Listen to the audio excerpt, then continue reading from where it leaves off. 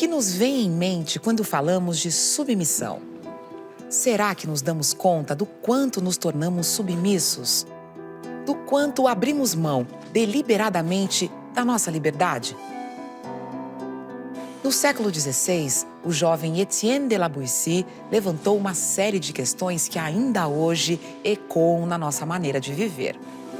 O tirano pode estar em um sistema político, mas também em uma droga, uma tradição, um modismo, um mentor. Mas por que nos submetemos? Por que um consegue mandar em milhões? Servidões voluntárias e involuntárias, a quem nos entregamos depois de conquistar a liberdade? Tema desta série do Café Filosófico. Qual a perspectiva médica sobre essa dinâmica da dominação e subordinação? De que forma a medicalização da vida afeta a nossa liberdade?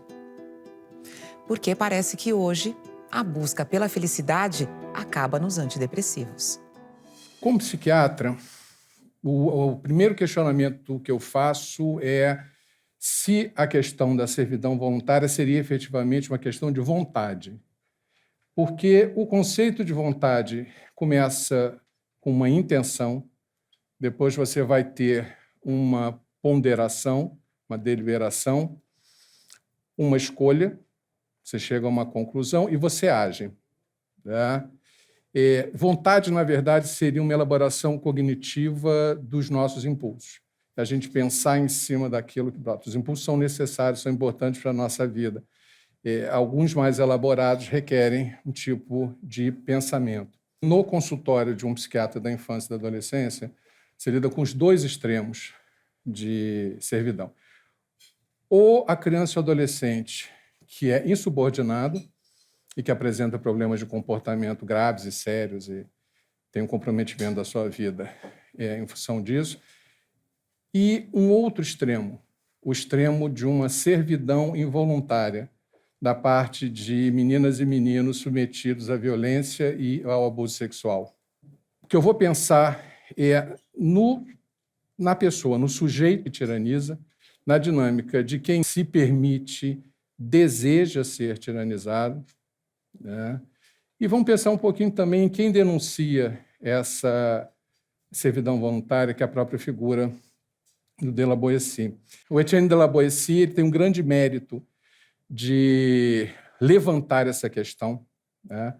Mas ele é um jovem de 18 anos. Por mais ardiloso que ele tenha sido, ele está falando de um poder instituído, sério, e ele vai ter uma visão bastante juvenil e otimista.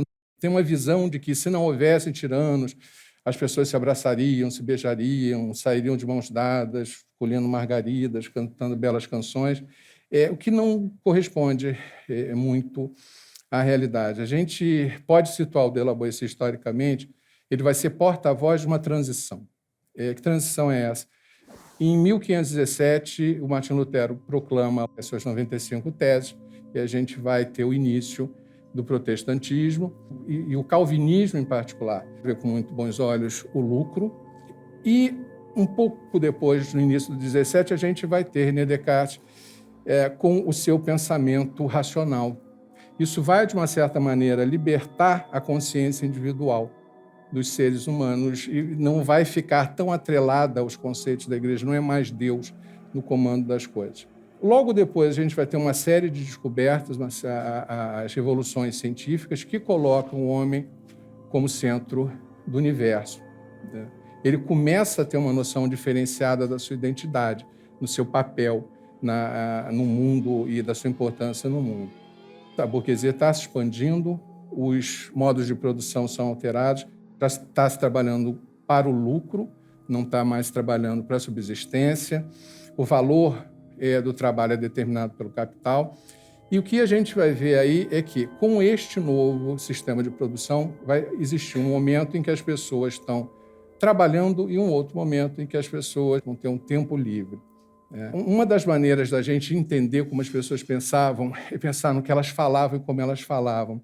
No século XVIII, a gente tem a primeira referência do termo em inglês bore, aborrecimento, tédio, e logo depois do termo interesting, de interessante, né?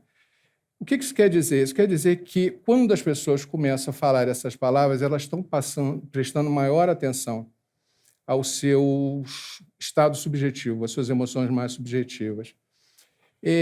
As pessoas, então, saem dos seus ambientes isolados, começam a viver mais próximas, em comunidades mais interdependentes, e o que a gente vai ver nessa fase é o surgimento do Estado controlando o uso da força. Né?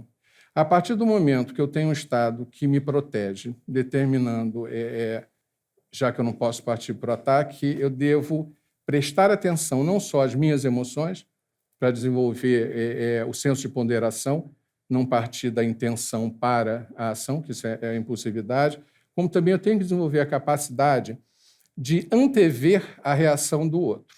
Né? Com isso, a gente começa a ter relações em que o meu trabalho vai estar atrelado a um outro trabalho, que vai estar atrelado a um outro trabalho.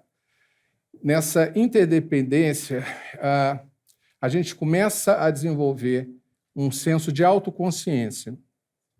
E essa autoconsciência, a minha relação com os objetos de uma maneira geral. Eu começo a estabelecer uma distância entre aquilo que eu vejo e desejo e a coisa em si. No seguinte sentido, tem este copo d'água, eu quero beber este copo d'água, mas este copo d'água não é meu, então eu não posso beber. Antigamente, essa passagem era imediata. Estou com sede, bebo água, tem água ali, eu tomo. Convivendo em sociedade, neste novo modelo de sociedade, isso não pode acontecer. Então, o que a gente começa a ter nesse período é, efetivamente, a noção de que hoje nos é muito comum de vida interior, a noção de experiência emocional. Isso vai fazer toda uma diferença e esse é o início de um processo que vai ter uma radicalização nos dias de hoje.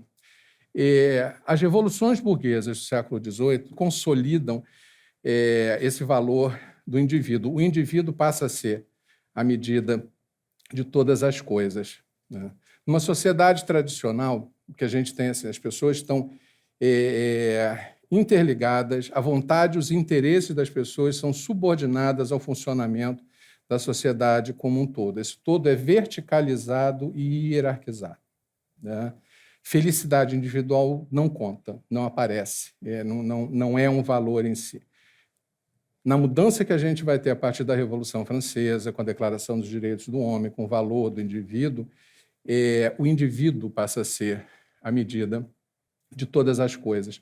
Então, assim, o seu desejo é prioritário, a felicidade é um tema, a felicidade é uma causa, e aí a felicidade passa a ser um objetivo. As pessoas lutam pelo seu direito à felicidade individual. Nessa fase, os processos mentais, a questão do pensar, é uma questão que começa, inclusive, a virar objeto de estudo. É aí que nasce a psicologia, um pouco depois a psicanálise, quase ao mesmo tempo a psiquiatria começa a classificar as doenças mentais.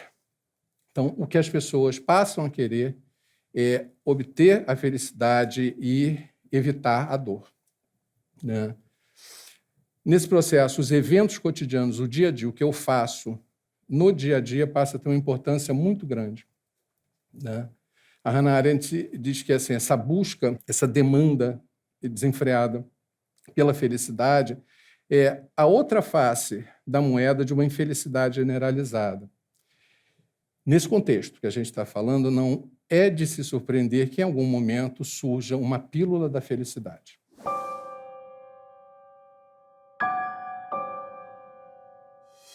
O século XX é um século que é o século em que surgem as intervenções medicamentosas para alteração dos estados emocionais.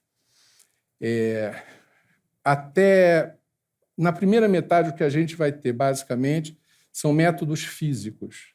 Né? O eletrochoque, a psicocirurgia, que é a lobotomia do professor Egas Muniz. Mas, antes disso, numa distopia, que é um livro fabuloso, chamado Admirável Mundo Novo, o Aldous Huxley já falava de uma pílula que as pessoas tomavam, chamada soma. Ele pega esse termo, esse nome de uma planta ritual védica, e que as pessoas tomavam para manter aquele sistema organizado. Então, o desejo de substâncias que mantenham você no estado de felicidade o tempo inteiro já existe há muito tempo. A medicina e a parte medicamentosa ocorre frequentemente a partir de acasos, né? E a psiquiatria, então, bate recordes nesse sentido. Um primeiro remédio, um pesquisador chamado Cade fazia uma pesquisa sobre um sal, que era o lítio. O lítio não se sabia exatamente a função, é uma substância conhecida desde o século XIX, era usado para diversas coisas, era usado inclusive para substituir o sal, o nosso sal de cozinha, porque não causaria hipertensão, mas começou a se ver o risco de intoxicação.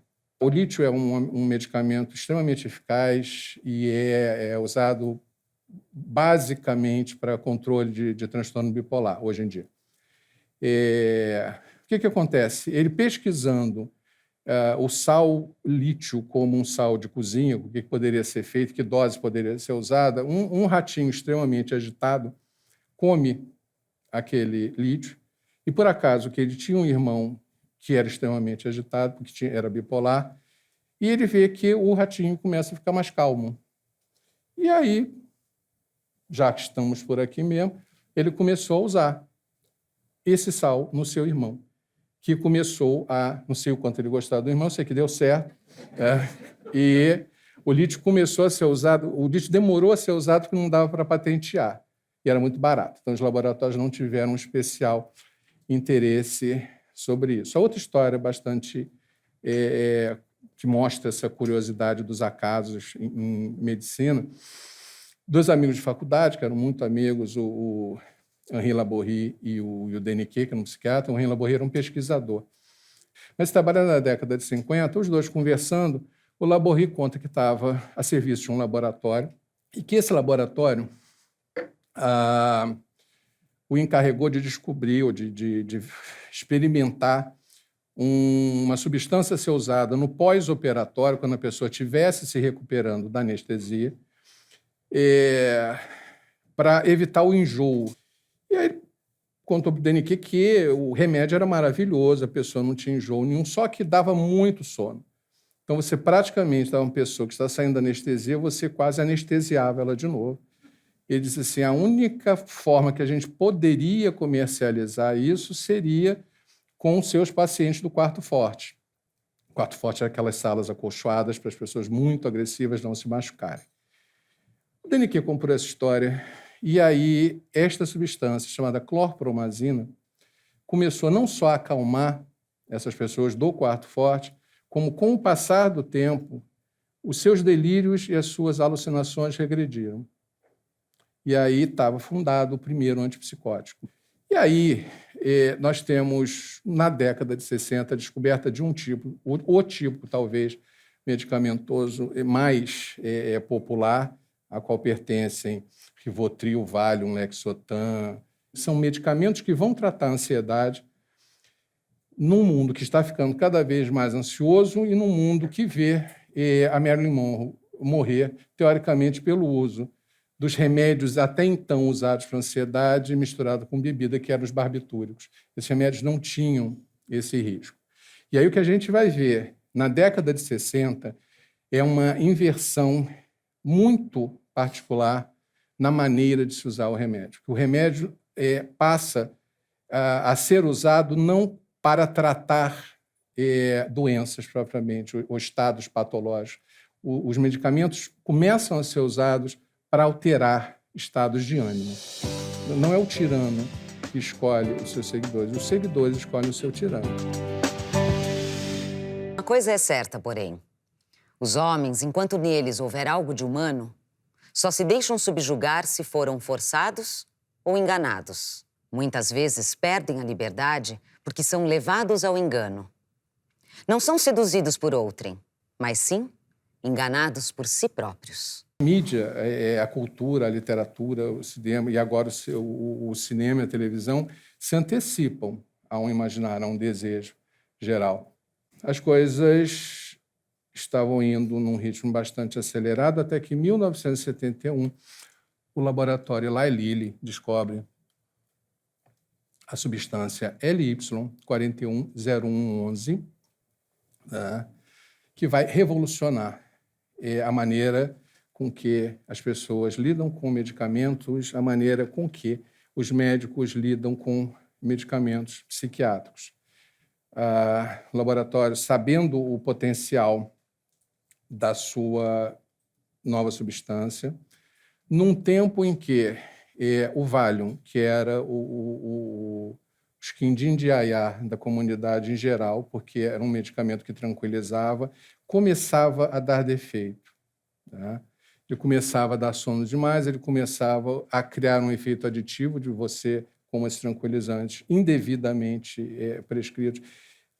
Isso é uma coisa importante. Eu não estou questionando a eficácia de medicamento, nem se deve usar um medicamento. Eu sou psiquiatra, eu uso, eu trabalho com isso. O que a gente está conversando aqui são pessoas que não precisam do medicamento, estão usando o medicamento em busca de alguma outra coisa, que é o nosso objeto de estudo aqui. Pela primeira vez na história, um medicamento vira capa de revista. Entramos na era do Prozac, senhoras e senhores. Seja qual for a queixa do paciente, o médico prescrevendo o Prozac, né? Então, essa frase é ótima. Nos anos 60, eu tomava LSD para ir para um mundo louco. Hoje eu tenho Prozac para sair de um mundo louco e parecer normal. O segredo do casamento é química. Ela toma Valium e eu tomo Prozac. Prozac paga o preço. Ele virou um ícone, virou o símbolo de uma era de medicalização.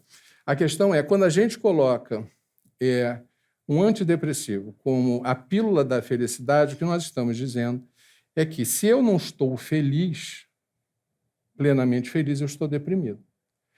E aí qualquer estado de não felicidade, qualquer estado de inadequação, de insatisfação, então se eu termino um relacionamento, ou se o meu relacionamento não está bem, ou se o meu chefe grita comigo, ou se eu não tenho emprego, ou se eu tenho muitos empregos, ou qualquer coisa que não me permita estar no estado de nirvana, eu tenho que me submeter a algum tratamento que me deixe bem, me deixe feliz. Experiências foram feitas com o que esse medicamento faz em pessoas que não têm voluntários. Aí as experiências podem ser feitas, são todas as pessoas que usam inadequadamente Prozac, porque ainda tinha um agravante. Prozac, além de não ter efeitos colaterais complicados, os efeitos colaterais eram emagrecer, melhorar a ejaculação precoce e acabar com a TPM, né? Só faltava crescer cabelo, né? Fora isso, ele fazia absolutamente tudo. Importante saber que isto acontece nos primeiros meses. Esse resultado não se mantém. E aí, o que acontece com pessoas que não têm problemas psiquiátricos e então, voluntários saudáveis tomaram esse medicamento? O que eles relatam você vai ter uma perda de apetite, principalmente, você começa a ficar um pouco mais sociável, você começa a ter mais facilidade para falar com estranhos, os pensamentos ruins e negativos desaparecem, as emoções ruins e negativas desaparecem. O outro lado é que não só as emoções ruins desaparecem, as emoções como um todo ficam meio tom pastel, né? As boas também são reduzidas. Então, não é uma pílula da felicidade. Na verdade, é uma pílula que é como se criasse uma bolha para você ter tempo de pensar naquilo e uma ansiedade não se tornar avassaladora e comprometer as suas decisões.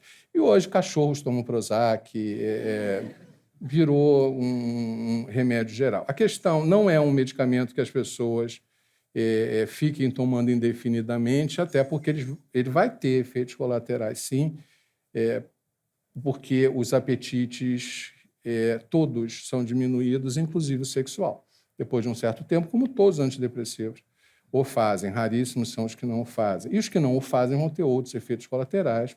A grande questão é perguntar O que tem? Quem são as pessoas? Essas pessoas estão tão amedrontadas, tão assustadas, tão insatisfeitas, e cada vez são mais, cada vez há uma maior procura. O que está acontecendo para elas ficarem assim? Esse é o ponto. Em vez da gente tentar neutralizar automaticamente, assim, há casos que necessitam. O problema é que as pessoas, chegando mais para o nosso tempo, já no século XX, as pessoas começam a ficar algo perdidas, as pessoas estão ficando com medo, as pessoas começam a vivenciar um desencontro dentro da sociedade. Pessoas assustadas são muito perigosas. Pessoas assustadas começam a se reunir, essas pessoas sem um direcionamento, sem propósito, começam a precisar de alguém que lhes diga o que fazer. E aí nós começamos a ter, no século XX, já uma sociedade de consumo estabelecida, a gente vai ter a publicidade surgindo e tendo um papel, as maneiras de radiodifusão, e o que a gente vai ver é a propaganda. A propaganda cresce. E a propaganda faz com que o tirano mude de face. Ele se torna mais explícito, neste momento em particular, e as massas começam a se juntar em torno de figuras que começam a apontar o melhor caminho. Assim, grupos perdidos elegem, não é o tirano que escolhe os seguidores escolhem o seu tirano, né? O de La Boétie citava entre as causas da servidão voluntária a mistificação do poder. O poder aparece como uma coisa fantástica, extraordinária, a quem as pessoas devem se devotar. Sem liberdade não há pensamento. Com a perda da liberdade, perde-se imediatamente a valentia. As pessoas escravizadas não mostram no combate qualquer ousadia ou intrepidez.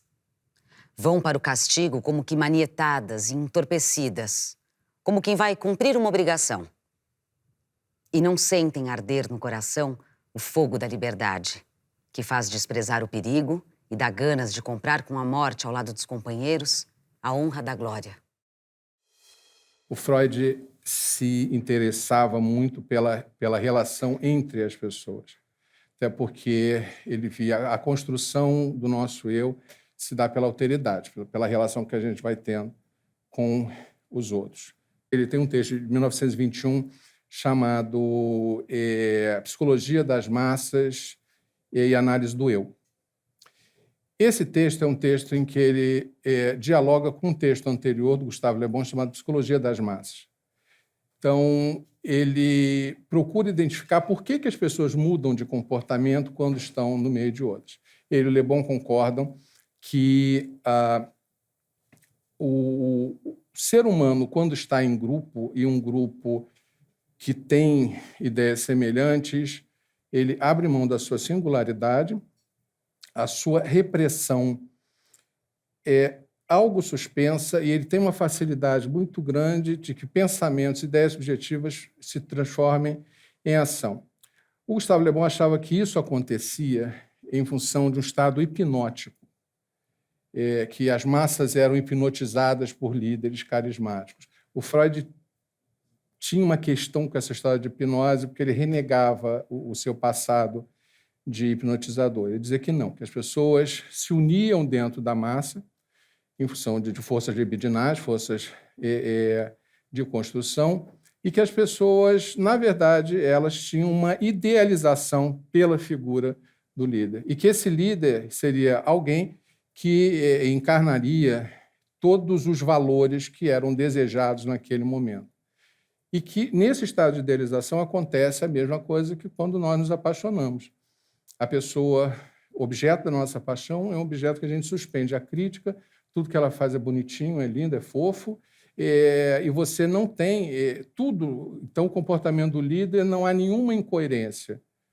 Você abole o seu senso crítico para seguir alguém que está te dando e oferecendo as suas respostas. Ele faz uma diferença, porque ele acha que essas massas vão se encontrar temporalmente não é uma coisa fixa, ao contrário do que eles chamam das estruturas artificiais. As estruturas artificiais, ele cita o exército e a igreja, são estruturas que têm história, têm tradição, têm uma respeitabilidade.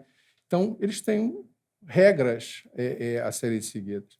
O fenômeno que a gente observa hoje de várias conversões religiosas é que, num mundo sem muitas referências, né, o que a gente vai observar é a busca, principalmente de religiões que são muito prescritoras de norma, né?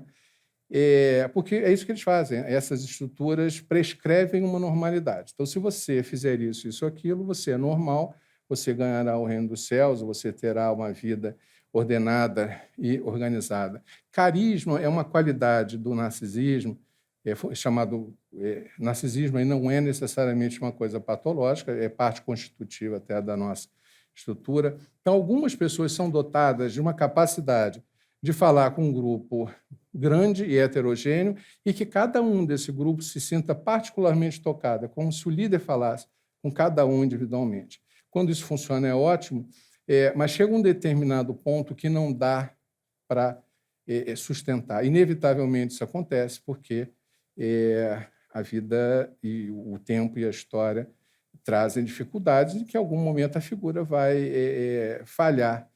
E a sensação, ou quando esse encanto se desfaz de alguém que segue um líder extremamente carismático, é uma sensação que o Guattari vai chamar da falência da autoridade simbólica, daquela figura que estava numa estrutura de poder e que ia me dar todas as soluções e todos os caminhos. Quando essa figura falha, a pessoa vivencia uma sensação real e efetiva de pânico. Todo o quadro de pânico, da síndrome do pânico que a gente conhece, é intimamente ligado com a sensação de desamparo, né? E é isso que acontece quando o líder falha e o liderado se dá conta disso. É uma sensação de solidão muito grande.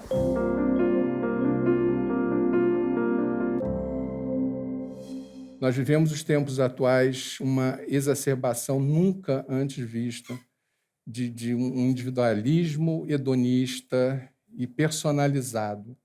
A gente quer ter prazer e quer ter prazer o tempo inteiro, e eu sou a referência das coisas. Não existe mais uma consciência de classe, por exemplo. As pessoas,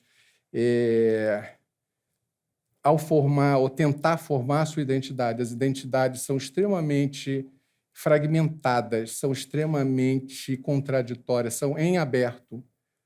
O ser humano fica em contingência. Se a coisa vai para cá, eu sou assim. Se a coisa vai para lá, eu sou assado.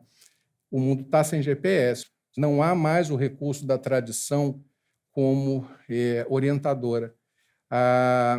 As respostas que a tradição dava não servem para as perguntas do presente. O futuro não existe. Ninguém, em sã consciência, pode imaginar do que vai acontecer. Não há aquele caminho mais tão reto. Então, pertencer a algum grupo, pertencer a alguma crença, pertencer a alguma ideologia é uma tentativa de uma repactuação social. Você entrar, de alguma maneira, se inserir dentro de um pacto social.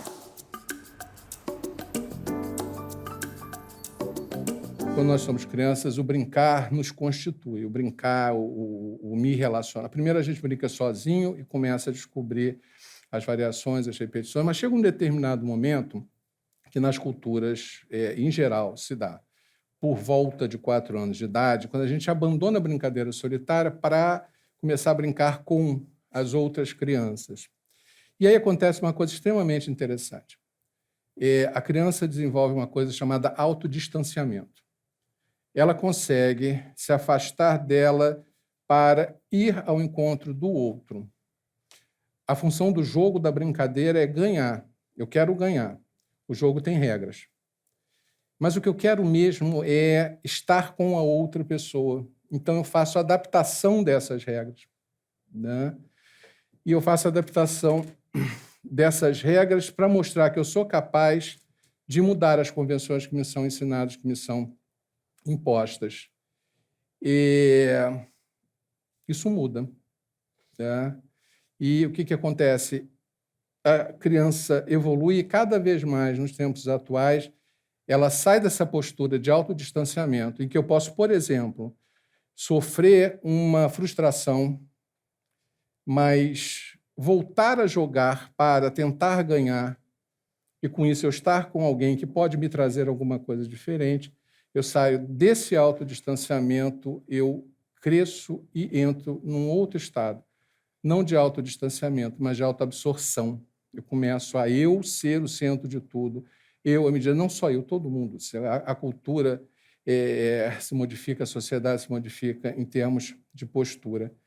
As tiranias atuais, salvo exceções, não são tiranias de coerção pela força. Muitas vezes não são pessoas. As tiranias atuais são mais sutis, são mais sedutoras, não são mais indivíduos, são crenças supersticiosas, crenças que explicam e que moldam, e são crenças baseadas no senso comum, são respostas fáceis.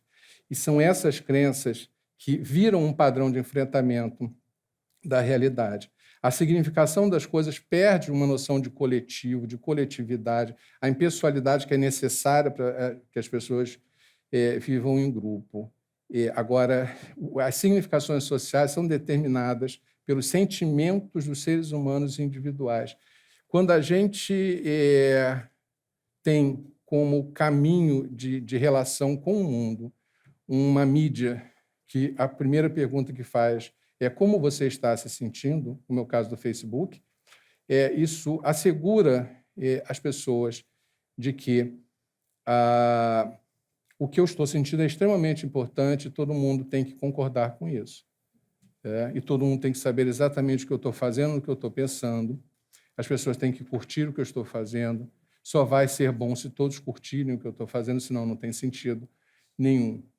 A questão é que as identidades emocionais das pessoas começam a ser construídas muito mais por imagens e sensações do que por sentimentos. Isso forma um inconsciente extremamente fragmentado. Isso faz com que as crianças e adolescentes de hoje em dia estejam perdendo a noção de processo. Eles não leem, ou estão lendo cada vez menos, começam a construir um inconsciente muito baseado em imagens. Então, o que acontece? Eles chegam na faculdade com a expectativa de que, no primeiro período, eles vão descobrir um aplicativo que vai torná-los milionários. Eles não suportam, como já foi visto aqui mesmo, eles não entendem, não é da cabeça da chamada geração arroba, a ideia de que alguém mais velho possa te transmitir conhecimento. Isso cria problemas dentro da dinâmica da escola muito grandes, porque a figura de autoridade do professor começa a decrescer. Então, o outro ele vai ter uma validade. Quando a gente fala de sociedade narcísica, o conceito de narcisismo mudou durante esse tempo. A sociedade narcísica é aquela em que eu preciso do outro para me confirmar. Eu me confirmo através do olhar do outro. Jean-Paul Sartre, há muito tempo atrás, ele fez uma peça chamada Entre Quatro Paredes, o Huis-Clos, e ele falava essa frase: o inferno são os outros. Era uma situação em que as pessoas eram condenadas a passar a eternidade só conseguindo se refletir no olho da outra pessoa, porque não tinha espelho dentro da sala, era uma antevisão disso que está acontecendo. Então, eu preciso desse outro não para me trazer coisas diferentes, não para um contato que me vá engrandecer, mas para reafirmar aquilo que eu sou. Spinoza falava que nós temos 3 gêneros de conhecimento. Então, o primeiro gênero de conhecimento, ele fala de uma experiência vaga ou o gênero da consciência. Eu vou me vivendo e encontrando pessoas, afetando essas pessoas e sendo afetado por essas pessoas. Essas afetações mútuas vão criando em mim marcas, e essas marcas me tornam quem eu sou. Só que o gênero do conhecimento é o gênero do homem da servidão, que é um homem que é construído a partir de forças externas. O homem evolui e nós vamos ter o segundo gênero de conhecimento, que é o gênero da razão ou da noção comum. Nesse estágio, esse homem que já tem várias marcas, já se constituiu como sujeito, ele começa a procurar entender o mundo, ele começa a buscar uma correlação entre as coisas, ele começa, mas ainda assim ele não cria nada, ele está se baseando daquilo que está ali e tentar organizar ou dar uma organização em cima daquilo que está ali. No terceiro gênero, ele fala, aí sim, de uma ciência intuitiva, em que a gente ganha força de criação, em que a gente começa efetivamente a pensar, né? Então, esse é o valor da troca, esse é o valor de vocês estarem aqui numa véspera de feriado para ouvir alguém falar sobre alguma coisa e intercalar e juntar com outras coisas das outras semanas e começar a ter uma visão diferente da vida, começar a gerar a própria vida, porque a partir do momento que a gente pensa, a gente tem uma força interna para fazer isso. O homem só é livre, ele só vai ser livre a partir do momento em que ele tem forças ativas que vêm de dentro e que vão vencer as forças da submissão. E a maior força que a gente pode ter é a força do pensamento, né? A força de vida, a força de criar algo. Sem liberdade não há pensamento, né? Sem pensamento, a gente tem medo, a gente tem submissão, a gente tem superstição. Voluntária ou involuntariamente, sem pensamento, a gente se condena a ser menos, a gente se condena a ser aquém, a gente se condena a ser pouco, né? Sem pensamento, a gente se condena à servidão. Eu penso esse tipo de encontro que nós estamos tendo aqui como formas, como antídotos da servidão. As pessoas não estão se responsabilizando com absolutamente nada. As relações estão muito superficiais, o aprendizado está superficial, não há essa velocidade, as pessoas surfam nos relacionamentos como surfam na internet. Então, assim, você não cria nada, aquela frase do Marx, tudo que é sólido desmancha no ar, as coisas estão se desmanchando com uma velocidade muito grande. Eu tiraria a palavra responsabilidade e falaria de comprometimento, com uma ideia de você estabelecer um vínculo, um laço mínimo, um lastro que te possibilite participar das coisas. Preocupa muito, não é uma questão de ideologia A ou B, mas que as pessoas pensem de alguma maneira, conheçam as ideologias em qualquer área, em área do conhecimento, em área política ou de atuação. A nossa geração precisa se desfazer das regras rígidas que travavam o pensamento, oferecendo estabilidade, que o Obama falava de segurança versus liberdade. Agora, se a nossa geração precisa pensar menos em segurança, essas gerações de agora precisam pensar menos em liberdade, tá? Pensar menos em liberdade no sentido de caos, no sentido de falta de uma ordem mínima organizadora da vida, né? Como o senhor vê o futuro dessas crianças cada vez mais cedo estão tomando remédio e sendo diagnosticadas com transtornos que nem sempre pode ser isso, né? Eu percebo assim em muitas pessoas uma dificuldade de lidar com os próprios filhos e estão colocando isso como se fosse uma doença das crianças e não delas. Quando nós temos um problema, se a gente pode transformar esse problema em doença, isso é um mecanismo extremamente tranquilizador, porque se vira doença tem remédio. Então, se eu estou desempregado e o meu vizinho está muito bem empregado, sem possibilidade de demissão, porque ele estudou e se aplicou a vida inteira para chegar a uma determinada posição, eu tenho que achar uma explicação para isso. Então, eu procuro você tinha Pirandello falando dos personagens à procura de um autor. Hoje você tem pacientes ou pessoas à procura de um diagnóstico que justifique o seu fracasso, tá?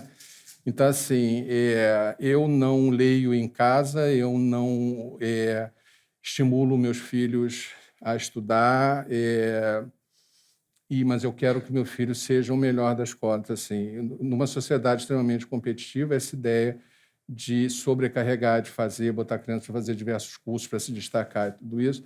Então, você tem usos dos medicamentos os mais variados. Existem, o déficit de atenção com hiperatividade é um dos quadros em psiquiatria mais comprovados, mas ele vai acontecer em cerca de 5,2% da população. Essa é uma estatística mundial. Não é isto que está acontecendo por aí, em que qualquer tipo de falha da criança, entender, assim, não está se pensando na necessidade dos pais estarem presentes e acompanhar o estudo dos seus filhos, não está sendo pensado a evidentemente necessária modificação do currículo que essas crianças estão sendo submetidas.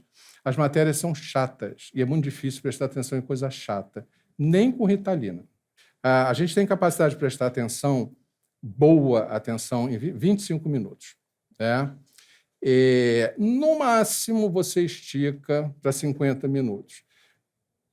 Por mais que a gente fale para as escolas não botar tempos seguidos na mesma matéria, nada adianta. Né? Então, assim, por que os cursinhos de sucesso têm professores tão animados, fazem tanta gracinha que sobem na mesa? Assim, isso é um recurso para manter a atenção. Né? Para manter a pessoa, de alguma maneira, ligada, porque tem que ter novidade o tempo inteiro. Então, modificação de currículo, participação. Agora, a ideia de que os medicamentos para déficit de atenção são drogas da obediência, isso aí é uma coisa meio... Essas drogas são anfetaminas. Eu sei que ninguém aqui nunca nem pensou em segurar num pote de remédio para emagrecer. Né? Eu, evidentemente, não. Né? Agora, quem tomou algum remédio para emagrecer, ou conhece alguém que já tomou um remédio para emagrecer, vê o que uma anfetamina faz numa pessoa. Então, alguém seja muito agitado e tome uma anfetamina e não tenha déficit de atenção, se for uma criança, vai virar um cãozinho chupando manguinha. Duplo, potencializado. Se a pessoa toma um remédio para déficit de atenção, que é um derivado anfetamínico, e acalma, é porque essa pessoa efetivamente tem uma hiperatividade a ser controlada de forma medicamentosa. A primeira ênfase é preparar os professores para identificar casos que precisem ser tratados. Depois, trabalhar com pediatra, né? Até para ensinar. Senão, você tem uma prática, e aí entra o narcisismo médico, de ficar atendendo ao interesse de quem paga a consulta, não de quem está sendo consultado, no caso de psiquiatria da infância. Então, estou lá querendo que meu filho tenha uma performance melhor, então ele tirou só 7, né? E o filho da minha amiga que estudou com ele tirou 9,5. Esse incremento nas vendas desses medicamentos são muito função, porque existe uma cultura do uso dos medicamentos de déficit de atenção para fazer concurso público. Né? Também é uma outra distorção, porque não precisa ter déficit de atenção para tomar um remédio de déficit de atenção e melhorar a sua concentração. Você melhora. Né? Aquela sensação que aparece no filme, né? Qualquer medicamento que seja usado para evitar o contato da pessoa com sofrimento real que precisa ser resolvido está sendo mal usado. Está diminuindo a potência dessa pessoa. Quando eu falei que o Prozac modifica a relação dos médicos com a medicação psiquiátrica, menos de 10% da medicação psiquiátrica, hoje em dia, é prescrito por médicos psiquiatras. Os remédios tranquilizantes e indutores de sono, tipo Lexotan, Valium, Roipinol, 7,6% é prescrito por psiquiatra. O resto é por outras especialidades médicas. O que acontece o medicamento não vai resolver. Tá? Uma psicoterapia também tem que ser... Que tipo de psicoterapia é? Se a pessoa tem disponibilidade para isso. Mas o que muitas vezes a gente tem que fazer é desenvolver na cabeça das pessoas o poder se abrir para uma psicoterapia que vai fazer uma mudança. Porque o que acontece também psicoterapias que, na verdade, têm uma função de confessionário ou uma psicoterapia de conselho, coisa que qualquer padre, pai de santo, rabino, pastor... não, é ótimo quando fazem. Agora, quando você quer efetivamente ter uma mudança, você tem que ter profissionais preparados e voltados para uma prática de transformação. Cada pessoa vai ter um perfil, algumas pessoas têm problemas que vão resolver melhor com a psicanálise. Assim, há uma certa tendência, um certo fluxo para as chamadas terapias cognitivo-comportamentais, que essas prometem resultados mais rápidos. Então, o que as pessoas querem são resultados mais rápidos. Não que existem excelentes terapias cognitivo-comportamentais, existem indicações específicas para isso, mas cada problema vai ter a sua indicação específica. Então, no que eu posso responder, que é a formação de novos psiquiatras, estamos trabalhando muito nesse sentido, de desenvolver uma consciência de se valorizar e de voltar a se valorizar a escuta.